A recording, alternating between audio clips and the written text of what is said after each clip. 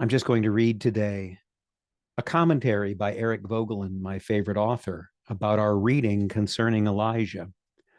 He writes, "The sorrows of the messenger of God, Elijah, were not of a theological nature. His danger was despair. The contest with the Baalist prophets had ended with the victory of Yahweh. Yahweh is God the Father. Though the slaughter of the enemies should be discounted just as much as the wholesale slaughter of the Yahwist prophets. Nevertheless, when the miracle had happened and the rain began to fall, remember there had been a drought, everything went on as usual as far as the cult of Baal was concerned. Elijah's mission had ended in a failure. Moreover, his life was in danger. He fled the country, accompanied only by a servant. Remember, Jezebel wants to kill him. In Beersheba, in Judah, he left the servant behind and went alone into the desert, a day's journey. There he sat down under a tree to die." This is Vogelin setting the stage and reminding us the 450 prophets are defeated in the demonstration of the true God versus the false God. He has them slaughtered. Nonetheless, Ahab and Jezebel are still in control. Idolatry still is endemic in Israel, even though he is the spokesman for God and he is speaking through the Holy Spirit, from the Holy Spirit to the people of God. They won't listen. Even though it's raining now and the drought has ended, nothing seems to have changed. All Elijah wants to do is die. Don't think that the Bible ever leaves out the reality of our lives. This is one of the things that shocks people once they start reading the Bible, because they see all the bad behavior of the various characters they thought were heroes. It's not just that. The Bible doesn't just communicate man's inhumanity to man and communicate the great grace of God. It also communicates the things that we don't always want to talk about. Elijah, the prophet, just wanting to die. It's over, God. Take me. Kill me. I'm done with this. Vogelin continues. Elijah in the desert is one of the great scenes in the history of mankind. The theme of Exodus is running through it, but in a new spiritual key. What does he mean, the theme of Exodus? Exodus means exit, going forth, going out. The book of Exodus in the Old Testament is about how Moses leads the people of God out of slavery in Egypt into freedom in the promised land. That's the main Exodus in the Old Testament. But he's saying there's a kind of Exodus going on here, an Exodus from what to what? In the book of Exodus, the Exodus is from Egypt to the promised land. What's the Exodus here with Elijah in the desert? Moses, he says, had led his people from the Sheol of civilization into the desert. Sheol is another word for the underworld, or hell, you might say. Moses leads his people out from the hell of slavery in Egypt, the Sheol of civilization, into the desert. They don't get into the promised land for 40 years, and they grumble. Why did you bring us out of Egypt, where everything was, there was food to eat, there was water to drink, there were cucumbers? Why did you lead us out here into the desert, Moses? They complain, they gripe for 40 years. The Exodus is from a kind of hell into a desert. It doesn't seem to be better.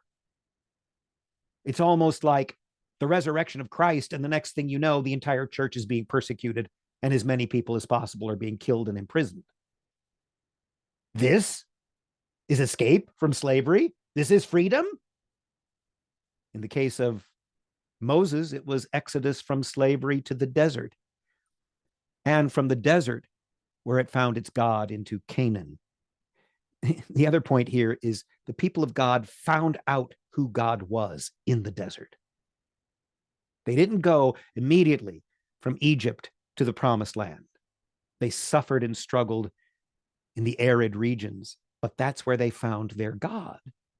And that's how they became the people of God. At least that's how they were formed as a people.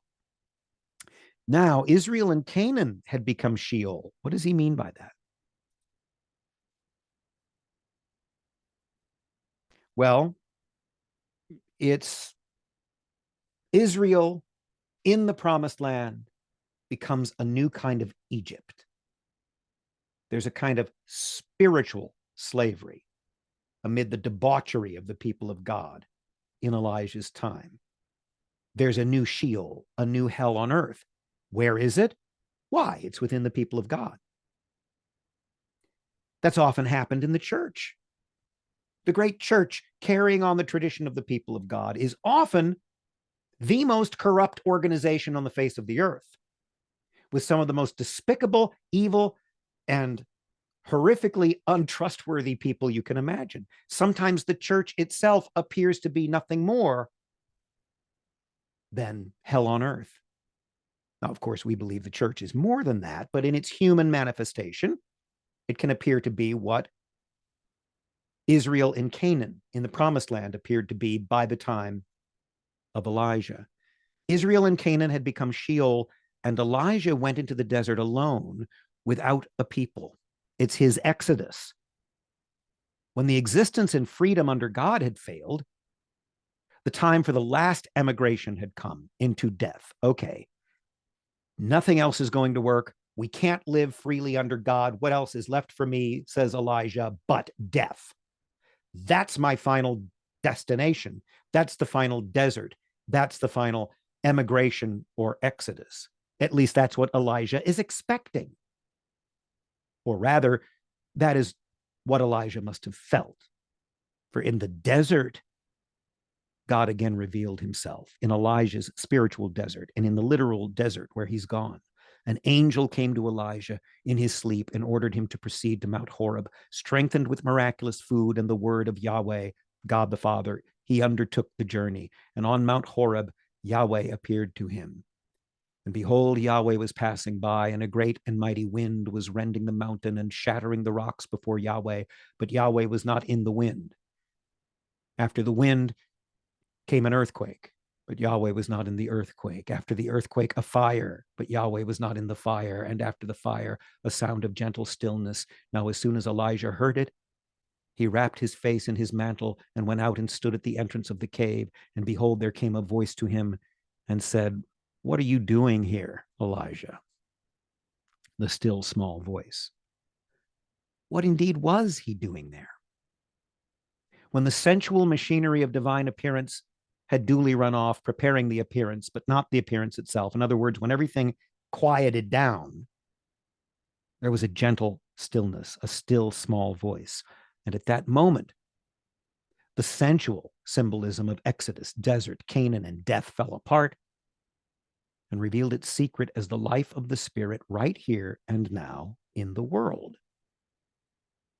As Plato's prisoner, after the vision of the Agathon, must return to the cave and rejoin his fellow prisoners, so Elijah is sent back by the gentle stillness from the mountain of God to Israel. In the place where Elijah expected to find death, in the place where he thought he was re-entering his final